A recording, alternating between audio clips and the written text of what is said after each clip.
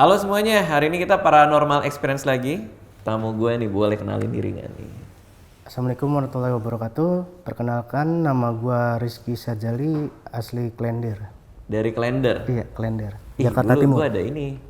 Ada saudara juga tinggal di Klender, tapi udah pindah. Masih ramai tuh, masih macet tuh. Masih. Macet banget ya itu ya, penuh mobil banget ya. Paling setengah 6, setiap setengah 6 situ mah. Setengah 6 pagi. Setengah 6 pagi sama setengah 6 sore, biangnya. Oke, kita akan cerita tentang hantu perempatan Klender. Oh enggak ya? Jadi gini ceritanya, kalau di Paranormal Experience, Iya. itu kan ada yang ngirimin cerita, terus sama teman-teman di sini dikurasi, terus akhirnya kita undang, terus ngobrol. Tapi ada juga yang teman-teman di sini tuh kayak ngundang siapa ya yang seru gitu kan. Nah masnya ini diundang sama Gilang kan, sama tim kreatif kita kan. Mas cerita dong di tempatnya Bang Radit gitu kan. Terus tadi sebelum kita mulai, gue penasaran gitu. Karena kan kalau gue pribadi, gue tuh jarang lihat channel horor gitu loh. Karena kalau ada yang main kesini tuh biar gue fresh juga sih. Kalau ada yang mau diceritain tuh masih fresh, gue belum tahu apa-apa gitu. Terus tadi pas kita ngobrol-ngobrol, ternyata banyak banget ceritanya ya, ada macam-macam tuh kan. Tapi yang menarik tuh kayaknya yang soal hantu kontrakan nih, karena katanya satu keluarga digangguin.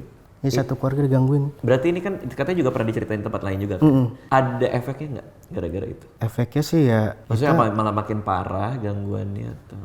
enggak makin parah. Cuman ada apa, dari balik itu ternyata sosok itu minta didoain gitu. Setelah diceritain di mana-mana. Sempat juga datang gitu bang. Setelah ngobrol di semua tempat ini. Iya. Oke, tapi menarik nih. Coba kita kasih konteks dulu ya. Jadi ceritanya gimana nih yang soal kontrakan? Jadi cerita awalnya gua tahun 2022 sih ya. Oke. Oh berarti masih tahun ini? Masih baru, baru kemarin bulan April kemarin, gitu. Gua kan nyari kontrakan lah biasa. Gitu. Ibu gua dagang, itu dia nyari-nyari informasi gitu.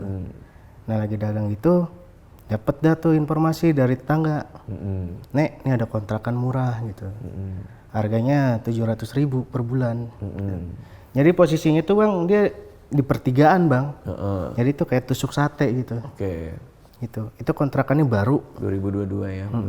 Kontrakannya baru dibuat. Itu sekitar udah ada 3 tahunan lah. Gitu. Nah, dengan harga 700.000 2 petak. Gitu. Orang tua gua ngomong ke gua, "Ki, ada kontrakan nih." Ya udah nek, coba disurvei aja dulu tempatnya gitu kan. Nah, di situ disurvei tuh bang tuh. Emang keadaannya emang bener-bener masih baru sih gitu. Cuman di situ tuh yang nempatin cuma 3 orang. Gitu. Ya udah nek, ntar Rizky sono dah gitu. Ya udah gue ikut ibu gua untuk tempat survei itu. Ya udah di situ gue deal dah gitu kan. Malam itu juga kita mulai pindahan bang. Itu jarak dari kontrakan lama ke kontrakan baru itu rada deket sih gitu. Jadi tinggal pakai gerobak doang kita pindahannya. Pakai gerobak tuh maksudnya kayak di Ya didorong pakai gerobak. Awal pindahan itu gua nggak punya firasat apa-apa sama itu kontrakan ya. Pas jalan seminggu itu udah mulai hal-hal aneh dah. Gitu. Awalnya sih jam 6 pagi, jam 6 sore sampai itu tuh abis maghrib dah pokoknya. Itu udah sama sekali nggak ada yang berani lewat situ. Itu kayak tukang somai ataupun bakso lah nggak ada yang berani gitu. Jadi itu udah sepi aja. Berarti orang-orang tahu ada sesuatu gitu? Iya. Tapi masih diem gitu, masih belum ada yang ngomong gitu bang. Pas besok paginya itu anak gua yang diganggu. Umurnya berapa? Umur 5 tahun. Gitu. Dia lagi main. Nah gua kan posisinya gua masih di dalam nih. Dia teriak dari luar, "Beh," gitu.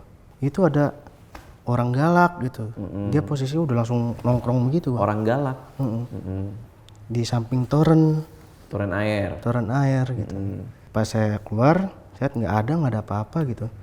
Di situ dia nongkrong itu udah nangis gitu. Ya udah, gue coba namanya merimin mata gitu kan, buat ngelihat sesuatu gitu. Ternyata emang benar di pojokan toren sampingnya itu ada sosok nenek-nenek. Oke. Sosok nenek-nenek bungkuk megang tongkat. Gitu sambil ngelambein ke anak gua. Itu berarti kalian berdua ngelihat. Iya. Berarti bareng anak dua-duanya ngelihat ada nenek-nenek itu. Kalau untuk ngelihat dengan mata terbuka itu nggak bisa bang. Jadi kok tadi ada... Jadi gue merem gitu. Oh, oke. Jadi apa-apa yang kegambar di otak gitu. Di situ ada sosok nenek-nenek bongkok. Sambil giniin ke anak gue. Nah anak gue itu langsung nyamperin bang. Langsung buru-buru gue tergep gitu, takut kejadian hal yang kagak-kagak dah. Oke. Tapi berarti ngelihat kejadian itu sambil merem. Jadi sambil nutup mata itu tergambar di kepala. Begitupun juga yang anak maju itu juga kebayang. Udah ngelangkah dianya. Udah ngelangkah anak gua. Dikonfirmasi juga sama anaknya bahwa saya ngelihat nenek-nenek gini-gini. Iya. Pas udah gua ambil, langsung gua bawa masuk. Gitu. Nah di situ dia baru ngomong. Gitu. Tadi dia ngomongnya sih orang galak gitu kan ya. Itu pas selidiki lagi dia tadi ngomong nenek-nenek. Orang gitu. Galaknya nenek-nenek. Gitu. Mukanya sih masih udah pucat gitu bang. Matanya melotot emang sih. Gitu. Itu udah kamu jangan main keluar dulu. Di dalam aja udah gitu. Jangan kemana-mana gitu. Di situ gua masih diem aja bang, belum cerita ke keluarga gitu. Baru gua sama anak gua yang ngerasain gitu. Itu gua masih aman-aman aja baru gangguan kayak gitu. Besoknya itu mulai lagi bang, gangguan lagi gitu. Cuman dia berupa bau kamper bang, kamar mandi. Kapur barus. Kayak buat orang meninggal gitu. Yang nyium istri gua gitu yang. Ini tuh udah berapa lama semenjak tinggal di situ? Gua di situ tinggal sebulan bang. Berarti sebulan udah ada yang aneh-aneh nih. Terus ada habis bau. malam takbiran gua, udah malam takbiran udah gua langsung. Berarti lebaran kemarin ya? Terus ada bau. Bau kapur barus gitu kamar mandi. Nah bini gua ngomong, "Beh, kok ini kok ada bau-bau kamper gitu." Padahal gua nggak pernah naruh kamper kata dia. "Ah, lu perasaan lu aja kali," gua gituin kan. Ini posisinya dia lagi nyuci gitu. Gue lihat kamar mandi ya naruh kamper kali lu pojok. Enggak, gue langsung nenangin bini gue, udah lanjutin aja udah lu nyucinya, nggak usah mikirin apa-apa gue gitu kan. Itu sampai pukul 12 siang itu bang, dari jam 10 baunya keciumnya. Ya udah kalau gitu dia lanjut nyuci tuh, udah kelar nyuci dia ke dapur gitu buat masak. Tiba-tiba tuh bang kuali tuh beradu, kuali satu sama kuali ini langsung dar gitu, bunyi gitu. Dia langsung teriak astagfirullahaladzim. Ada apaan nih kata dia gitu kan. Langsung dia teriak, "Be, tolong gitu. Ada apaan sih lu teriak-teriak? Ini kuali tiba-tiba beradu gitu. Angin gitu. Gue gituin ke bini gue. Angin apaan, orang nggak ada, panas begini angin, kata bini gue gitu. Udah lu jangan berpikiran apa-apa, udah lanjutin aja masak apa gitu kan. Setelah itu bini gue katanya di samping itu dia dari ekor mata dia ada ngeliat cewek bang lagi berdiri di dapur. Iya, jadi tuh posisi kamar mandi sama dapur itu tuh berdekatan gitu bang. Kontrakan sekatan lah gitu, bener-bener kayak ada cewek di samping. Berarti si gangguan ini agak meningkat ya. Yang awalnya cuma nenek-nenek doang, sekarang ini nenek jadi mainin panci ini. Tapi nggak tahu nenek apa bukan nih. Soalnya satu di dalam rumah, satu di luar kan. Iya. Kalau yang di dalam rumah itu gangguannya mainin kuali.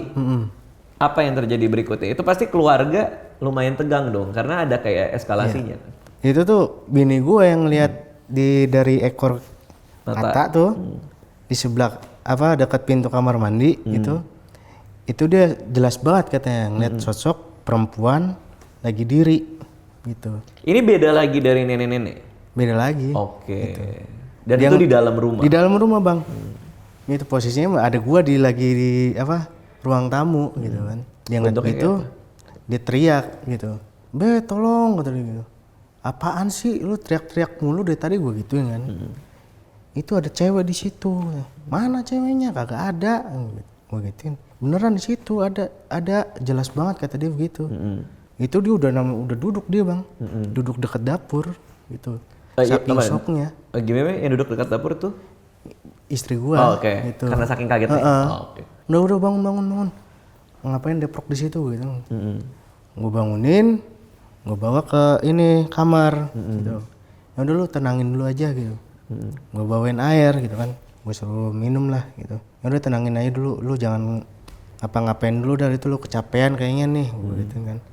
Tetap di situ gue tetap silent bang, nggak ngomong apa-apa gitu. Nggak berani ya? Biar apa tuh nggak nggak berpikir kemana-mana tentang kontrakan ini gitu kan. Tetap gue diemin, itu dia tetap bersikeras, dia ngomong udah gue mau pindah aja dari sini dah kalau kayak gitu. Ya udah kesel. Gitu udah kesel kan. Lu gimana namanya baru berapa minggu di sini gue gitu. Baru juga seminggu tinggalin kontrakan gitu. Malamnya itu anak gua lagi bang, si yang cewek ini gitu. Digangguin lagi gitu. Cuman sepintas lewat gitu. Abis maghrib lah. Anak gua langsung ngadep ke tembok gitu bang. Kayak ketakutan gitu. Apa sih Nun? Gitu. Itu tadi ada cewek lewat gitu. Nembus tembok kata dia. Mana nggak ada gitu kan. Itu gue tadi lewat begitu. Jelas banget. Emang ini anak emang dari kecilnya emang udah ngeliat hal-hal kayak gitu udah biasa bang gitu kan. Cuman pas ngeliat nenek-nenek ini dia shock gitu. Oke, tapi ini kayak berturut-turut banget ya. Iya. Dari mulai ngeliat nenek, besoknya yang soal kuali, malamnya soal perempuan yang Iya yang lewat. terbang ini. Dia jelasin nggak kayak gimana bentuk perempuan ini? Bajunya merah. Dia bilang gitu. Oke. Terus rambutnya. Bajunya merah, rambutnya rada gimbal. Rambutnya gimbal. Itu dia set gitu cepet. Berarti terbangkah, lari atau? Mungkin terbang. Pokoknya dia nembus tembok aja. Oke. Terus? Udah kayak gitu. Udah nggak mikirin apa-apa gitu kan. Tetap aja saya bilang ke dia, ke keluarga gue lah. Nggak ada apa-apa gitu. Biar tenangin aja udah, nenangin mereka pada gitu kan. Nah pas malamnya sekitar jam 11:30 gitu, gue lagi main game bang di komputer. Tiba-tiba tuh pas gue lagi pakai headset di kamar mandi digebrak tembok, duar. Dari kamar mandi? Dari kamar mandi. Pintunya maksudnya? Temboknya? Kenceng banget. Kaget dong? Iya. Gue buka headset nggak ada sama sekali tuh dengar begituan bang. Gitu. Pokoknya setiap namanya gue pakai headset langsung digituin lagi. Oke, pokoknya tiap pakai headset jebruk iya. gitu. Oke. Nah gue emosi dong. Gue periksa kamar mandi kan. Kagak ada apa-apa gitu. Di situ gue sempat ngomong, tolonglah nafsi gitu. Jangan ganggu. Alam lu, alam gua.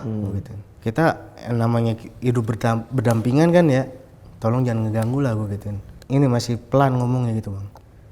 Gue lanjut lagi buat main gamenya di situ.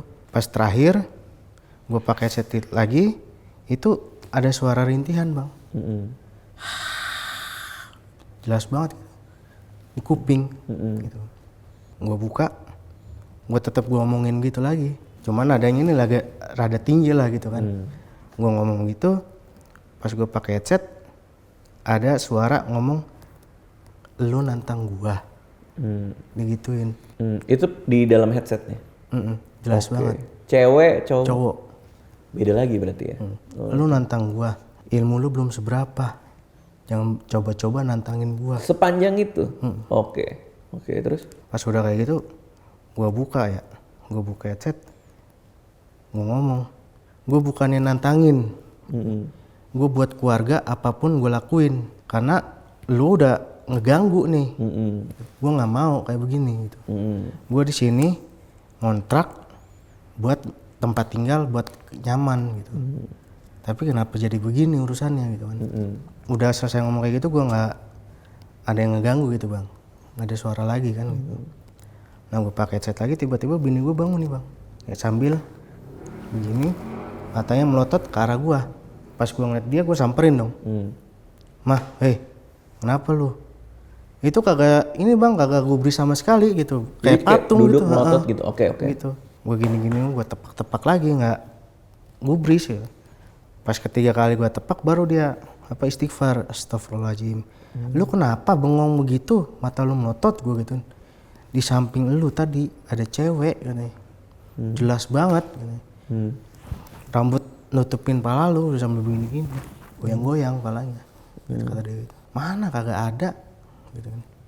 Beneran ada tadi, kata dia begitu. Ah udah lanjut tidur. Jangan mikirin apa-apa lu. Singkat cerita, besoknya lagi nih bang nih, gitu. Anak bayi gua itu diganggu, itu lagi tidur, dia diangkat aja susah bang. Pas pengen diangkat tuh susah, berat. Lah kok susah banget gitu, kayak apa? Kayak batu lah gitu ya. Gitu. Mah ini kenapa nih? Gitu. Coba lu ini angkat lu susuin gitu. Iya be, kok berat banget ini si Bilal gitu katanya. Wah ini ada yang kagak beres nih. Dia posisinya tuh dia ngeliat ke arah kiri, tumpukan kardus bang. Gitu. Matanya melotot, iya. Gua usap begini tetap melotot lagi ke arah situ bang. Pas udah kayak gitu, ya Allah ini ada apaan lagi nih, gangguan apa lagi nih oh gitu. Wah ini mah udah nggak beres nih gitu. Gua coba netralisir, gua pakai air, gua baca-bacaan gitu gua. Ini set, ini alhamdulillah bang langsung nangis gitu bang. Cuman matanya itu nggak keluar air mata. Gitu. Umur berapa tadi anaknya? Kalau yang bayi itu baru umur 2 bulan. Oh oke, berarti ada 2 ya di situ. Udah tenang dulu gue gitu. Gue coba lihat, ternyata di kardus itu ada orang lagi duduk. Itu kelihatan hitam. lagi? Kelihatan lagi begini. Oke. Ngeliat anak gue, bayi itu, matanya nyala, gitu. Giginya segini. Oke. Taring. Oke. Gitu. Posisi ngeliat anak gue. Coba gue omongin lagi, lu pada maunya apa sih? Gitu. Di kamar tuh berarti? Iya, ada emak gue sampai bangun bang. Tapi yang ngelihat cuman lu doang? Apa yang lain juga kayak, wah ini ada sesuatu nih gitu? Enggak, gue. Oke. Jadi pas gue ngomong gitu, dia cuma ketawa doang bang. Ketawa dia, kencang banget kan. Udah kayak gitu gue coba, gue tarik bang, alhamdulillah dia gue buang ke depan bang. Cuman dia di situ ngomong, jangan macem-macem, ini wilayah gue. Gitu. Ilmu lu belum seberapa. Diulang lagi tuh? Iya begitu terus gitu kan. Ya udah di situ, bini gue sempet ngomong, udah weh kita keluar aja lah dari sini, biarin dah seminggu juga nggak apa-apa gitu. Udah nggak apa-apa udah. Ya, itu tuh selama seminggu itu aman tuh bang tuh. Seminggu 2 minggu itu belum sama sekali nggak ada gangguan lagi. Pas puasa itu kita aman-aman aja bang. Nggak diganggu. Pas Ramadan? Pas Ramadan. Diganggunya lagi tuh selesai puasa bang. Pas banget tuh ya? Pas malam takbiran. Ya pas malam takbiran itu ada lagi gangguannya. Apa tuh? Masih bau-bau kapur barus lagi. Tiba-tiba muncul lagi. Yang tadinya udah nggak ada muncul lagi nih. Muncul lagi. Jam 12 malam itu pas banget. Jam 12 malam. Tapi di antara semua gangguan itu, berarti apakah sekarang masih di sana atau udah pindah apa gimana? Kalau gue sih sekarang udah pindah bang. Udah pindah? Pindahnya itu karena diganggu atau emang ada hal lain? Ya karena diganggu. Emang bener-bener kan diganggu makanya memutuskan buat pindah? Soalnya kasihan ada bayi bang. Kalau gue kayak gue pindah. Pada gangguan yang seperti apa yang akhirnya oke nih keputusan gue buat cabut nih gitu? Ada suara geraman. Ini hampir bertiga. 3 orang denger? Iya. Itu di situ juga gue langsung ngungsi bang ke rumah saudara gue. Langsung pindah tuh? Maksudnya langsung nginep tempat lain? Langsung nginep ke tempat lain. Separah apa emang geraman? Kalau hanya bunyi kan ya udah. Kayak gitu. Harimau bang di kamar mandi. Di kamar mandi? Oke. Gitu pas udah dengar suara geraman begitu, otomatis semua pada dengar nih.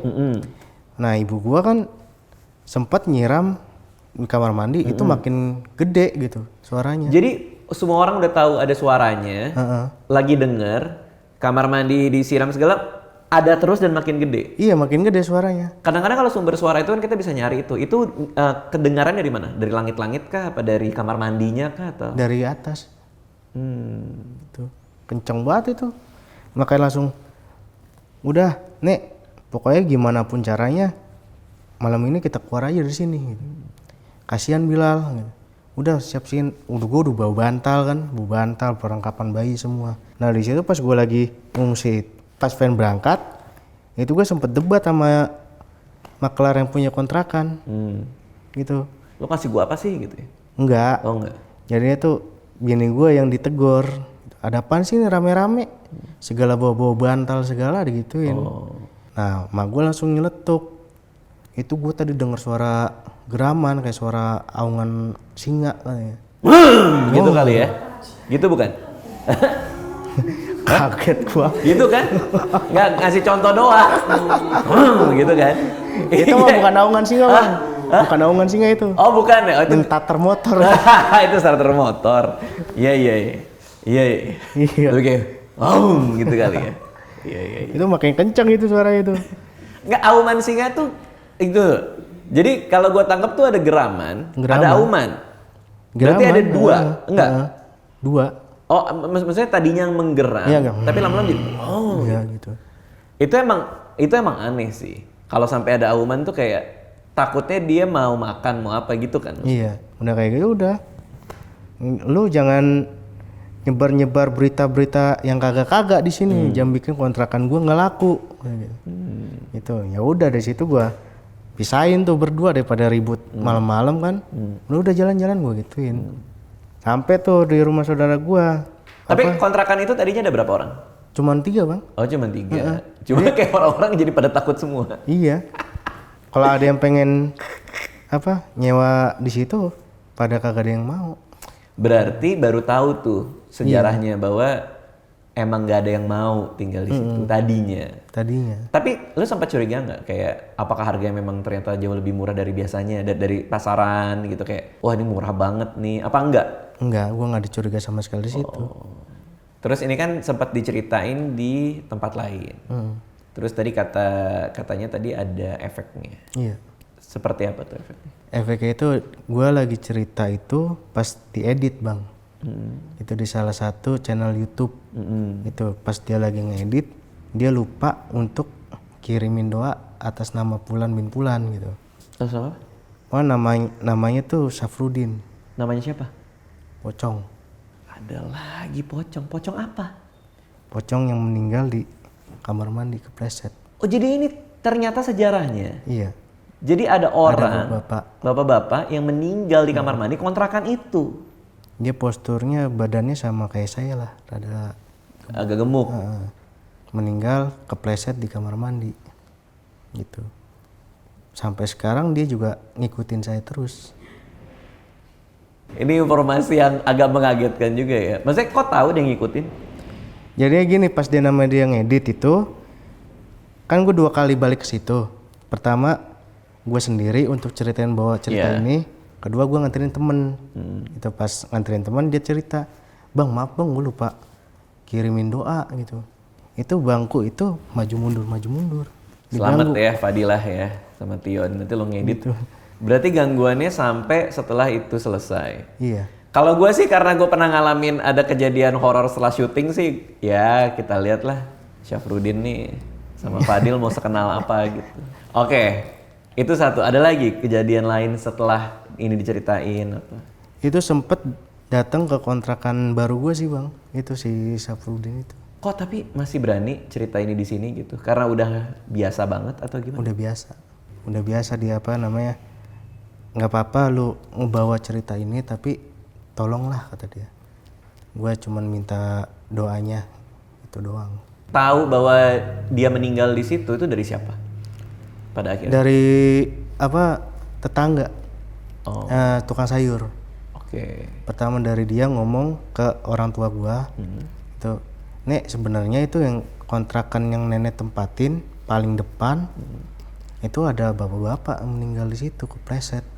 Dan anaknya juga dia ngontrak paling ujung deket toren gitu ngomongnya.